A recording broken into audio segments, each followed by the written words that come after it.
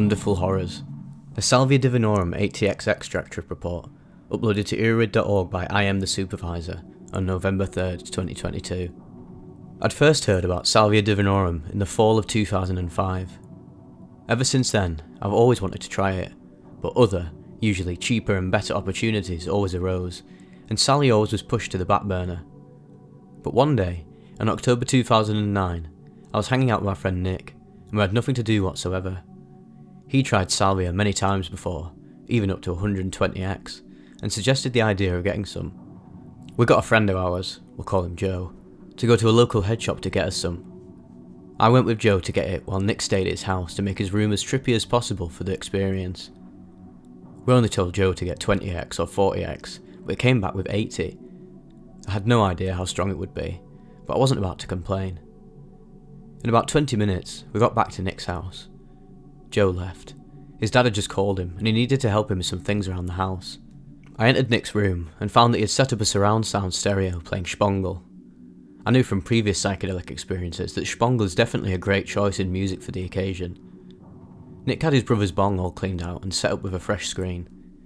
Everything set up with such precision. I could tell this was going to be one of the strongest trips of my life. I packed a huge bowl and managed to light and take the entire hit. I handed the bong to Nick, since I couldn't reach a table and would hate to drop such a nice piece. Before even exhaling, the room started to swirl.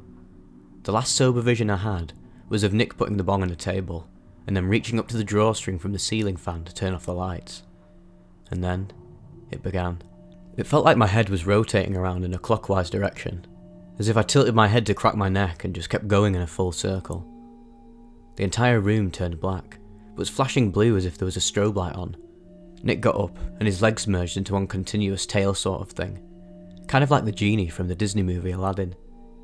He was floating around in a very fluid, ghost-like motion. He leaned towards me, and began speaking a language I couldn't recognise, but I understood it at the time.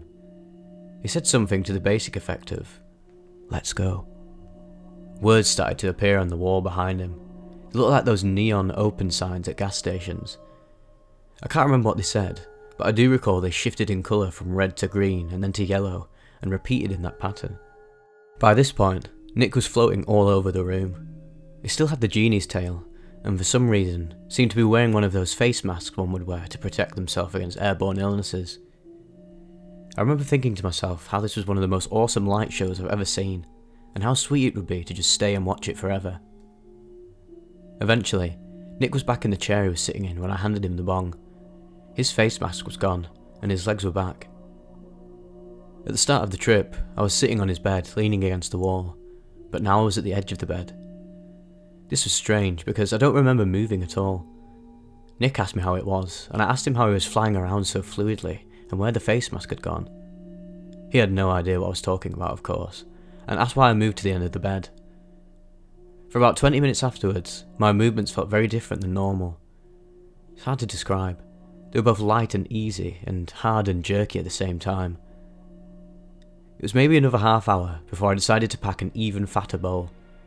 This time, there was no music. Nick left the lights on. I took the hit and handed him the bong.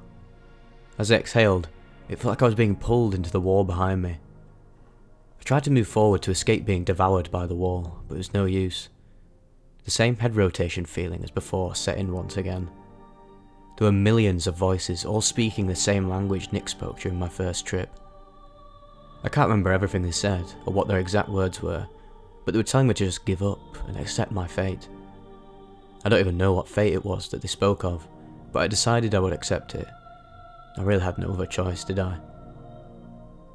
By this point in time, I was inside the wall behind me. As I looked around, everything was incredibly colourful and hard to decipher. I reached out and managed to grab onto the edge of the wall and pulled myself back out to the bed. Everything looked essentially the same as normal, except Nick had a 10-foot wide smile and gigantic cartoonesque eyes. I called him to help me, that I didn't want to go back in the wall, but he didn't react to me at all, and before I knew it, I was pulled back in. This time, it was a forest, and it was very dark. There were trees and lots of lightning, but no thunder.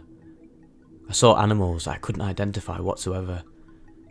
There was this red being hunched over in the distance, maybe half a mile away. I looked up and saw an opening. I grabbed onto it and was pulled back onto the bed, but now Nick wasn't there. The room was empty except for the bed. I yelled, "Somebody help me!" But it was useless. The wall was already trying to bring me back to the forest again. But this time, the setting was almost the same, except all those weird animals were running away as fast as they could. The red being in the distance was walking towards me. He was about a quarter mile away now. I thought to myself, I didn't even leave the forest for long. He has to be moving really fast. A hole then opened up in the ground, and I jumped in. I fell onto the bed, except now the bed was surrounded by brick walls. I looked over at the one to the left and saw 2 pairs of giant cartoon eyes looking over at me. A giant hand reached out of the wall. It reached up and smacked them down before I could even ask them for help, and the brick wall behind me now took me back into the forest. This time, the red being was no more than 10 feet away from me. He was holding a person in his hand. The top half of this person's head was torn off and blood was dripping everywhere. The person told me, I tried to help. I'm sorry. And the realization came to me that the person was Nick. I looked up at the red being again and came to the conclusion that it could be none other than Satan himself. He dropped Nick, grabbed me by the shoulders and started saying, "Are you back? Are you okay? Say, my name is Alex and I am back." Slowly, the forest started to melt away. The lightning stopped. The trees were gone. I found myself in the swirl of colours from when I first went into the wall. A voice kept repeating what Satan was saying before. The voice at first sounded like the deep, horrifying voice of Satan from the forest, but it slowly changed into Nick's voice. I wanted to say, "Shut the fuck up, I'm fucking fine," but I couldn't find any words. After the swirling stopped, I looked at Nick and asked him, "What the fuck just happened?" I was shaking and nearly to the point of tears. For a few hours after coming back, I couldn't remember any of the trip. It seemed to me like I just handed Nick the bong and he was instantly asking if I was okay. By his account, after I handed him the bong, I started shaking as if I was having a seizure. Occasionally, I would stop shaking and start yelling and screaming in a made-up language. Hearing this, Chris, Nick's older brother, and his girlfriend, who were in the room next to us, came over at one point to see what the hell was going on, and Nick chased them out. Apparently, the cyclo's shaking and yelling lasted over 20 minutes. At some point, I reached for my guitar, and Nick grabbed my shoulders to stop me from picking it up and dropping it or something. And he says I shot him a glare so hateful that it looked as if I was about to punch him square in the face. As fun as the first trip was, the second was so frightening that I actually considered never doing any drugs again after coming back. I was scared senseless, and I didn't even remember what happened until a few hours later.